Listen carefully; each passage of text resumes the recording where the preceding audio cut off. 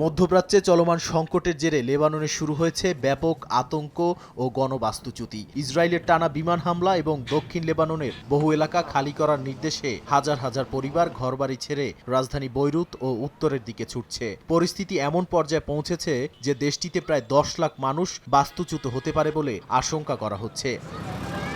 মানবিক সংস্থা Islamic relief জানিয়েছে, বহু পরিবার স্কুলে আশ্রয় নিচ্ছে। বৈরুত, মাউন্ট লেবানন ও উত্তরাঞ্চলের শতাধিক শিক্ষা প্রতিষ্ঠান অস্থায়ী আশ্রয় কেন্দ্র হিসেবে খুলে দিয়েছে সরকার। সংস্থাটি খাদ্য, পানি, কম্বল, গদি ও স্বাস্থ্যসম্মত সামগ্রী সরবরাহের প্রস্তুতি নিচ্ছে। এদিকে ইরানের সর্বোচ্চ নেতা আয়াতুল্লাহ আলী খামেনি হত্যার পর উত্তেজনা নতুন মাত্রা পেয়েছে। তার হত্যার প্রতিশোধ হিসেবে ইরান সমর্থিত সশস্ত্র গোষ্ঠী হিজবুল্লাহ উত্তর ইসরায়েলের হাইফা শহরের কাছে রকেট ও ড্রোন হামলা চালানোর দাবি করে। জবাবে ইসরায়েল বৈরুতের দক্ষিণাঞ্চল দাহিয়া ও দক্ষিণ লেবাননে ব্যাপক বিমান ও নৌ হামলা চালায়। লেবাননের প্রধানমন্ত্রী নওয়াফ সালাম জরুরি বৈঠক ডেকে হিজবুল্লাহ সামরিক কর্মকাণ্ড নিষিদ্ধ ঘোষণা করেছেন এবং অস্ত্র সমর্পণের আহ্বান জানিয়েছেন। তবে হিজবুল্লাহ সমর্থকদের একাংশ ইসরায়েলকেই দায়ী করেছেন এবং প্রতিরোধ চালিয়ে যাওয়ার অঙ্গীকার করছেন।